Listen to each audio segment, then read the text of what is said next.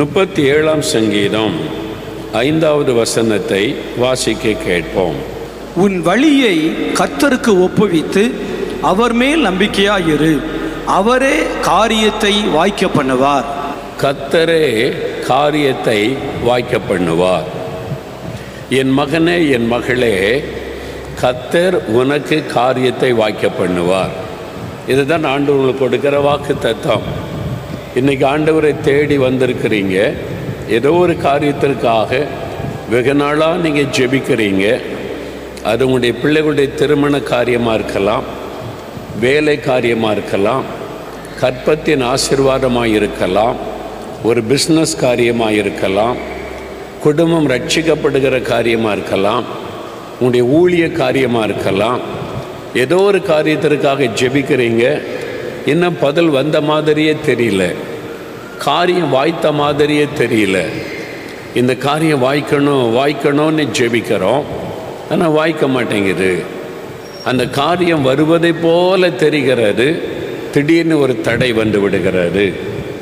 இந்த ஒரு காரியம் மாத்திரம் வாய்க்கவில்லை. எல்லாமே சரியாக தான் போகுது, ஆனால் என் பிள்ளை காரியத்தில் மட்டும் ஏன் ஒன்றும் நடக்க மாட்டேங்குது?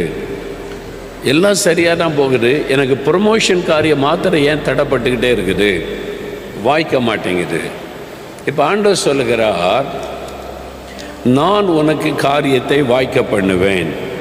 உங்களை பார்த்து சொல்கிறார், அல்லேலூயா.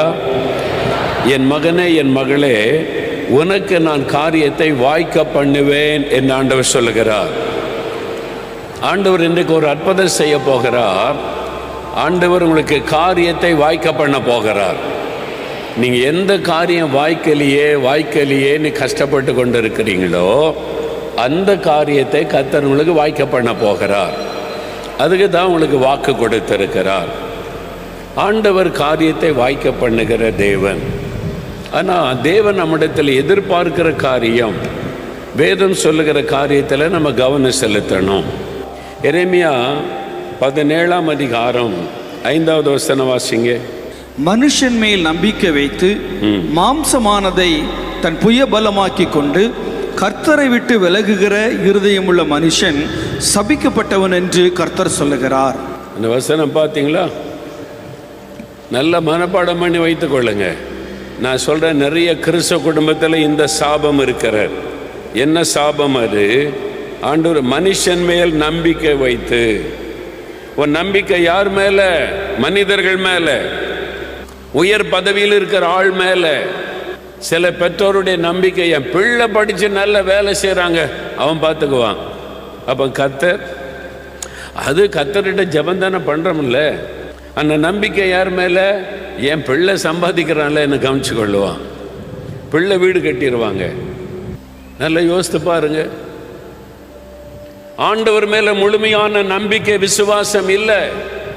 உதடு தான் சொல்லுது, கர்த்தர் மேல தான் நம்பிக்கை வச்சிருக்கேன். அதனால தான் ஆண்டவர் சொல்லுகிறார் இங்கே, மனிதன் மேல் நம்பிக்கை வைத்து மாம்சமானதை தன் புயபலமாக்கி கொண்டு, எனக்கு முடியும், எனக்கு திறமை இருக்கு, எனக்கு பணம் இருக்கு, எனக்கு தெரிஞ்ச ஆள் இருக்குது, அப்படி நம்பிக்கை வைத்து கர்த்தரை விட்டு விலகுகிற இருதயமுள்ள மனுஷன் சபிக்கப்பட்டவன்.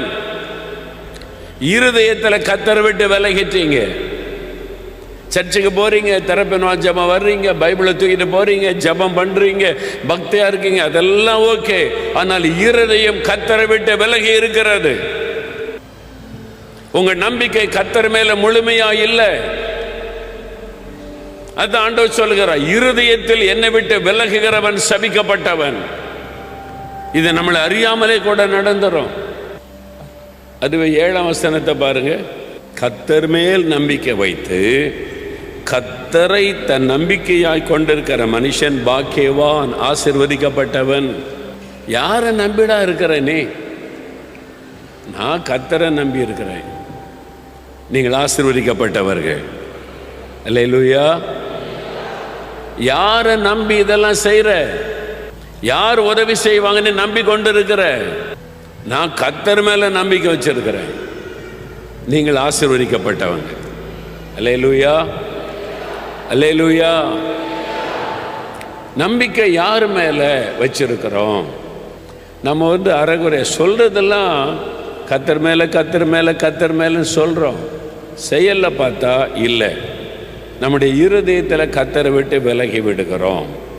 வேத புஸ்தகத்தில் ஒரு வசனம் பாருங்க, உபாகமம் 8ஆம் அதிகாரம் எடுங்க. உபாகமம் 8ஆம் அதிகாரம் 17-18 வசனத்தில் கத்தர் ஒன்று சொல்றார் பாருங்க. என் சாமர்த்தியமும் என் கைப்பலனும் இந்த ஐஸ்வர்யத்தை எனக்கு சம்பாதித்தது என்று நீ உன் இருதயத்தில் சொல்லிக் கொள்ளாமலும் இருக்க எச்சரிக்கையாயிருந்து உன் தேவனாகிய கர்த்தரை நினைப்பாயாக. அவரே உன் பிதாக்களுக்கு ஆணையிட்டு கொடுத்த தம்முடைய உடன்படிக்கையை உறுதிப்படுத்தும்படி இந்நாளில் உனக்கு உண்டாயிருக்கிறது போல ஐஸ்வர்யத்தை சம்பாதிக்கிறதற்கான பலனை உனக்கு கொடுக்கிறவர். ஐஸ்வர்யத்தை சம்பாதிப்பதற்கான பலனை கொடுக்கிறவரே கர்த்தர் தான். எனக்கு படிப்பு இருக்கு, வேலை இருக்கு, திறமை இருக்குன்னா அதை கொடுத்தது யாரு? படிப்பு கொடுத்தது கர்த்தர், ஞானம் கொடுத்தது கர்த்தர், உனக்கு வாய்ப்பை ஏற்படுத்தி கொடுத்தது கர்த்தர், வேலைக்கு வழி திறந்து கொடுத்தவர் கர்த்தர், சம்பாதிப்பதற்கு பலன் கொடுத்தவர் கர்த்தர். ஒரு வியாதி வந்து தாக்கி 4 மாசம் ஆஸ்பத்திரியில் படுத்தேன்னா வேலை போய்விடும். அப்ப சம்பாதிப்பதற்குரிய பலனை கொடுக்கிறவர் கர்த்தர். அதை மறந்துடாத வசனம் சொல்லுகிற, எச்சரிக்கையாயிரு. என் சாமர்த்தியமும் என் கை பலனும் இந்த ஐஸ்வர்யத்தை எனக்கு சம்பாதித்தது என்று நீ உன் இருதயத்தில் சொல்லிக் கொள்ளாமல் இருக்க எச்சரிக்கையாரு. ஏன் சாமர்த்திய சில சொல்லுவாங்க பிள்ளைங்கிட்ட, எங்க அப்பா எல்லாம் ஒன்று சம்பாதிச்சுட்டு வருப்பால, அவன் தாத்தா இதெல்லாம் நான் கஷ்டப்பட்டு சம்பாதிச்சது, நான் கஷ்டப்பட்டு கட்டின வீடு என்ற மகன்கிட்ட சவால் விடுவாங்க. நீங்க பேசும்போது பக்கத்தில் ஏசு நிற்பார். உன் சாமர்த்தியமா தம்பி, நீ உன் சம்பாத்தியமா இது? என்ன சில சமயத்தில் கத்தர் தந்தார்ன்ற, சில சமயத்தில் நான் சம்பாதிச்சேன்ற, எதை எடுத்துக்கொள்றது? அப்படிதான் நம்ம இருக்கிறோம். சில சமயத்தில் கத்தர் தாங்க எல்லாம், அதே சமயத்தில் நான் சம்பாதிச்சேன், நான் கஷ்டப்பட்டேன், நான் பாடுபட்டேன், ஏன் உழைப்பு இது, நான் தானே இந்த வீடு கட்டினேன், நான் தானே இந்த கடையை உண்டாக்கினேன், நான் எவ்வளோ கஷ்டப்பட்டு செஞ்சேன் தெரியுமான்னு பிள்ளைங்கிட்ட வீரம் பேசுவார். அப்போ பிள்ளைக்கு கத்தர் மேலே நம்பிக்கை வர்றதுக்கு போல யாரை பார்ப்பான்? அப்பா தான் பாவம் போல, அப்பா தான் எல்லாம் சம்பாதிச்சிருக்காரு, கத்தருக்கு சம்பந்தம் இல்லை. எச்சரிக்கையா இருங்கன்னு ஆண்டவர் சொல்லுகிற. பிள்ளைகிட்ட என்ன சொல்லணும்? அப்பா என்னதான் பண்ணாலும் கத்தர் தான் வாய்க்கப்பான். அவர் இல்லாட்ட அப்பா ஒன்றும் கிடையாது, அவர் இல்லாட்ட நமக்கு இதெல்லாம் கிடைக்காது, அவர் தான் எல்லாத்தையும் நமக்கு தந்தவர்னு கத்தரை முன்னிறுத்துங்க. ஒரு குடும்பம் நல்ல பழகின குடும்பம், அந்த வீட்டில் ஒரு மகள் ரொம்ப அன்பா பழகி, அந்த குடும்பமே நல்ல அன்பா பழகி இருந்து, அப்படி மேரேஜுக்கெல்லாம் நான் போயிருந்தேன், திருமணத்துக்கெல்லாம். நல்ல குடும்பம், ஆண்டவருக்கு பிரியமான. ஒரு நாள் பக்கத்தில் உட்காந்துட்டு, அப்பா நீங்கள் உங்கள் எதிர்காலத்துக்கு என்ன பண்ணுவீங்க அப்படின்னு கேட்டா. என்னது எதிர்காலத்துக்கு என்ன பண்ண கேட்குற அப்படின்னு கேட்டேன். இல்லை நீங்கள் இப்போ ஊழியம் செய்கிறீங்க, ஓகே, நீங்கள் ஒரு 70 வயசு 80 வயசு ஆகிட்டுனா எதிர்காலத்துக்கு என்ன பண்ணுவீங்க? ஏன் இப்படி கேட்குற? நானே அதை பற்றி ஒன்றும் நினைக்கலையே அப்படின்னு. அவளுக்கு என்னென்னா, இப்போ எங்களுக்கு பிள்ளைகள் இல்லை, தனியாக இருக்கிறோம், அப்புறம் அது எதிர்காலத்தை பெற்றோர் என்ன பிள்ளைகள் கவனிப்பாங்க, யார் மேலே என்ன, நானே அதை பற்றி யோசிக்கலையே, நீ அதை பற்றி யோசிக்கிறேன்னு கேட்டேன். இல்லை, உங்களுக்கு வயதாகிட்டு யாருமே இல்லைன்னு நினைக்காங்க, நான் உங்களை பார்த்துக்கிட்டு அப்பா மாதிரி அப்படின்னு சொல்கிறேன் எனக்கு. நான் சொன்னேன், என்ன பார்த்துக்கிறதுக்கு கர்த்தர் இருக்கிறார், அவர் தானே என்னை ஊழியத்தை கூப்பிட்டாரு, அவரை நம்பி தானே வந்திருக்கிறேன். எந்த மனிதரை நம்பி நான் இல்லை, கர்த்தரை நம்பி இருக்கிறேன். அவர் என்ன பார்த்து கொள்வார், மகளே நீ ஜெபம் பண்ணா போதும் அப்படின்னு சொன்னேன். எனக்கு யோசனை, அந்த பிள்ளைக்கு ஒரு யோசனை வந்திருக்கலாம் பாருங்களேன். ஒரு நம்ம மேலே நேசிக்கிற ஒரு பிள்ளைக்கு இவ்வளோ யோசனை வந்தா, எனக்காக உயிரே கொடுத்த ஆண்டவருக்கு என் மேலே எவ்வளோ யோசனை இருக்கும். அல்லேலூயா. பெற்றோருக்கு சொல்லுகிறேன், ரிட்டையர்ட் ஆயிட்டோம், இனிமேல் நம்ம பிள்ளைகள் தானே கவனிக்கணும், இல்லாட்டின அப்படி ஒரு நாள் சொல்லாதங்க. ரிட்டையர்டான வயசான என்ன, கர்த்தர் எங்களை கவனித்துக் கொள்ளுவார், கர்த்தர் எங்களை நடத்துவார். அப்படி சொல்ல பழகுங்க. ஆமேன் சொல்லுங்க, அல்லேலூயா சொல்லுங்க. என் பிள்ளை பண்ணான்னு பண்ணுமே, என் பிள்ளை கவனிக்க மாட்டேங்குது. ஆண்டவர் சொன்னாரா, நான் உன்னை கவனிக்க மாட்டேன். நீ வானத்தை பூமியை உண்டாக்கின கர்த்தரிடத்தில் ஒத்தாசை வரும். கர்த்தர் உங்களுக்கு ஒத்தாசை அனுப்புவார், கர்த்தர் நடத்துவார். அவரை சார்ந்து கொள்ளுங்க. பிள்ளைகள் அவங்க கவனிப்பாங்க, இவங்க யாரும் இல்லை, கர்த்தர் தாங்க நமக்கு. அவரை சார்ந்து கொள்ளுங்க, அவர் தான் நம்பிக்கைன்னு சொல்லுங்க. கர்த்தர் உங்களை கைவிடவும் மாட்டார், வெட்கப்பட விடவும் மாட்டார், உங்களை கடைசி வரை தாங்கி நடத்துவார். நீங்க அவர் மேல நம்பிக்கை வச்சாலே உங்களுடைய பிள்ளைகளுடைய இருதயத்தை கர்த்தர் மாற்றுவார். நீங்க கேட்காமலே அவங்க உதவி செய்வாங்க, நீங்க கேட்காமலே உங்களுக்கு தேவையானதை செய்வாங்க. நீங்க அவன்கிட்ட கேட்டு கேட்டு பிள்ளை தானே செய்யணும், நான் அந்த உன்னை படிக்க வச்சது இருக்கு, இதெல்லாம் பேசாதங்க. உங்க கடமை பிள்ளைகளை கர்த்தர் வளர்க்க சொன்னார். ஆண்டவரே நீங்க வளர்க்க சொன்னீங்க, வளர்த்துட்டோம், படிக்க வச்சோம், நல்ல வாழ்க்கை அமைச்சிட்டோம், பிள்ளை நல்லா இருக்கட்டும், ஆசீர்வதியும், அவ்வளவுதான். எங்களை நீங்க பார்த்து கொள்ளுவீங்க ஆண்டவரே, அப்படி சொல்லுங்க. கர்த்தர் பாருங்க உங்க பிள்ளைகளுடைய உள்ளத்தில் பேசி உங்களுக்கு என்னென்ன உதவி வேண்டுமோ கர்த்தரே செய்வார். ஆமென் சொல்லுங்க, அல்லேலூயா சொல்லுங்க. அதனால இனிமேல் எனக்கு யார் இருக்கிறா, யார் கவனிப்பா, அவன் கல்யாணம் பண்ணிட்டு போயிட்டான், இவன் கல்யாணம் பண்ணிட்டு போயிட்டான், நாங்கள் தனித்து விடப்பட்டோன்னு சொல்லவே சொல்லாதங்க. சிலர் சொல்லுவாங்க, ஐயா யாரெல்லாம் இருக்கீங்க, நான் தனியாக இருக்க ஐயா, எனக்கு யாருமே இல்லைம்பாங்க. யாருமே இல்லைன்னு சொல்லாதங்க, வாய் தரண்டு. ஏசு இருக்கிறான்னு சொல்லுங்க, எனக்கு ஏசு இருக்கிறான்னு சொல்லுங்க. அவர் தான் என் நம்பிக்கை, அவர் காத்துக்கொள்வார். அவருக்கு தெரியும் என் தேவை எப்படி சந்திக்கிறது, என் எப்படி போஷிக்கணும், உடுத்து வைக்கணும், எல்லாம் அவருக்கு தெரியும். பிறகு எதுக்கு நீங்கள் கவலைப்படணும்? நிறைய பேருக்கு ரிட்டையர்ட் ஆன உடனே கவலை வந்துடும், இனிமேல் யார் என்னவளை கவனிப்பா. இந்த மாமியார் மருமகள் பிரச்சனை வர காரணமே மெயின் அதுதான். நான் சொல்கிறேன், இந்த மாமியார் மருமகளுக்கெல்லாம் பையன் கல்யாணம் பண்ண உடனே இவ்வளோ நாள் பையன் நம்மளை கவனிச்சா, இனிமேல் நம்மளை கவனிக்க மாட்டானே, அவன் பொண்டாட்டின்னு போயிடுவானே, அந்த பகையில் தான் மருமகளை பகைக்கிறது இந்த அவிசுவாசம். அதனால தான் நீ என்ன சொல்ற, கல்யாணம் ஆயிட்டுல உன் பொண்டாட்டியை நல்லா வச்சுக்க போகிறோம், எங்களை எப்படி பார்க்குறேன்னு கர்த்தருக்கு தெரியும், நீ நல்லா இருந்தா சரி, அப்படி சொல்லுங்க. அல்லேலூயா சொல்லுங்க. கல்யாணம் பண்ணிட்டு அப்பா அம்மா மறந்துட்ட பொண்டாட்டி நீ ஆயிட்டேன்னு சொன்னால் அவர் அப்படி தானே எழுதி வச்சிருக்காரு. தாய் தகப்பனை விட்டு பிரிந்து மனைவியோடு இசைந்திருப்பான்னு அவர் தான் சொல்லி வச்சிருக்கிறாரு. அவர்கிட்ட போய் கேட்டால் நான் தானே அப்படி வடிவமைச்சு வச்சிருக்கிறேன், நீ இப்போ இதுக்கு மாற சண்டை போட்டீன்னா என்ன அர்த்தம்? அப்போ என்ன யார் பாப்பா? ஆண்டவரே நான் பார்ப்பேன். விசுவாசம் ஆண்டவர் மேல வைக்க பழகுங்க, நம்பிக்கையை கர்த்தர் மேல வைக்க பழகுங்க. அல்லேலூயா சொல்லுங்க, அல்லேலூயா. எல்லாம் கர்த்தர் கற்றுக் கொடுத்தார். ஆமென். ஆண்டவர் சொன்னாரு, ஜனங்கள் கொடுக்கிற காணிக்க மேல நம்பிக்கை வைக்காத, ஜனங்களை காணிக்க கொடுக்க வைக்கிற என் மேல நம்பிக்கை வை. அல்லேலூயா. அதனால தான் எத்தனை கோடி காணிக்க கொடுத்தா கூட ஆண்டவருக்கு ஸ்தோத்திரம் சொல்லி ஜெபிச்சுன்னு முடிச்சிருவனே தவிர அவங்க மேல நம்பிக்கை வைக்கிறது கிடையாது. கர்த்தர் தான் என் நம்பிக்கை. நீ இல்லாட்டா இன்னொரு ஆளு கர்த்தர் எழுப்பி என் தேவை சந்திச்சிருவார். மனிதர் மீதெல்லாம் நம்பிக்கை, கர்த்தர் மேல. அப்ப ஆண்டவர் என்ன சொல்லுகிறார், நீ உன் வழியை கர்த்தருக்கு ஒப்புவித்து அவர் மேல் நம்பிக்கை ஆயிரு. உன் நம்பிக்கை முழுது கர்த்தர் மேல இருக்கணும். அவர் தான் என் நம்பிக்கை. அவர் என்னை நடத்துவார், என்னை பாதுகாப்பார், என்னை போஷிப்பார், என்னை உடுத்து வைப்பார், என் தேவைகளை சந்திப்பார். அவரை தான் நான் நம்பி இருக்கிறேன். அவர் கவனித்துக் கொள்ளுவார். அந்த விசுவாசம் அற்புதமா நடத்துவாருங்க, அற்புதமா நடத்துவார். அவரை ருசிச்சு பாருங்க, அற்புதமா நடத்துவார். சூழ்நிலையை பார்க்காதங்க. நம்பிக்கை என்பது ஆண்டவர் மேல எதையும் பார்க்காதபடி நான் நம்புறேன், ஆண்டவரே உங்களை நம்புறேன், அப்படி நம்பிக்கை வைப்பார். நீங்க தான் என் நம்பிக்கை. உன் நம்பிக்கை என்ன? என் நம்பிக்கை என்ன? நம்பிக்கையில வாழ்றேன் கேட்டா, கர்த்தரை நான் நம்பி இருக்கேன் ஐயா.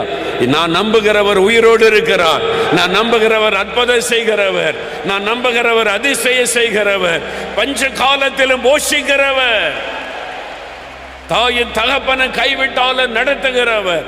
அவர் தான் என் நம்பிக்கை. அப்படி சொல்ல பழக. நீங்க சொன்ன உடனே என்ன நடக்கும் தெரியுமா? ஆண்டவர் குஷி ஆயிடுவார். அவருக்கு ரொம்ப சந்தோஷமாயிரும். ஓ, என்னுடைய பிள்ளை என் மேல நம்பிக்கை வச்சிருக்கிறான், என் மேல இந்த மகன் நம்பிக்கை வச்சிருக்கிறான், இவனுக்கு நான் அற்புதம் செய்யணும். உடனே ஆண்டவர் செய்வார். ஆமென். நீங்க சோதிச்சு பாருங்க, உடனே அற்புதம் நடக்கும்.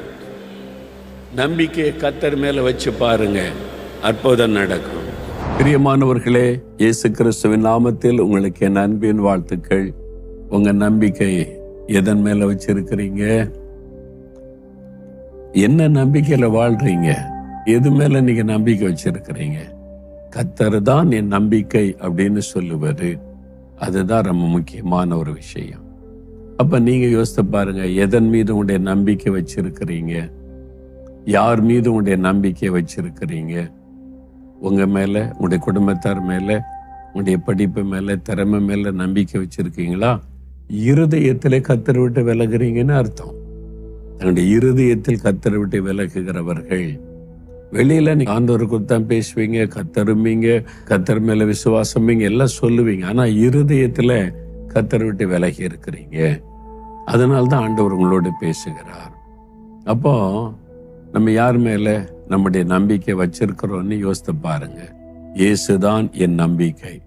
அவர் பார்த்து கொள்வார், அவர் நடத்துவார், அவர் உதவி செய்வார், அவர் தான் எனக்கு எல்லான்னு கர்த்தரை சார்ந்து கொள்வது. இன்றைக்கு அற்புதம் நடக்கும், காரியம் வாய்க்கும். ஒப்பு கொடுக்குறீங்களா? ஜபிக்கலாமா? அப்படியே கண்களை மூடுங்க. இயேசுடைய பிரசன்னத்தை உணருங்க. இயேசுவே ஸ்தோத்திரம்னு சொல்லுங்க. இயேசுவே என்னோட பேசினதற்காக ஸ்தோத்திரம் ஆண்டவரேன்னு சொல்லுங்க.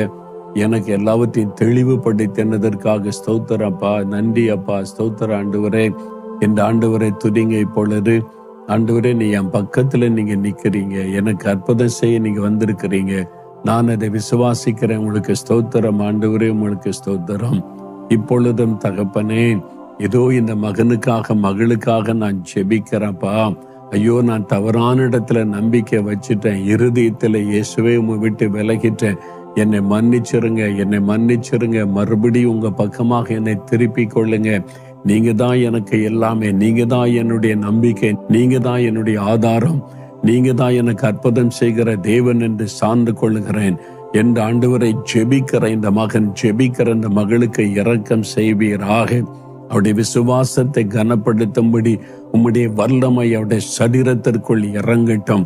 வியாதியின் கட்டுகள் அறுக்கப்பட்டு போகட்டும். பலவீனங்கள் இயேசுவின் நாமத்தில் விலகட்டும். மன குழப்பங்கள் இயேசுவின் நாமத்தில் விலகி தெளிவு உண்டாகட்டும்.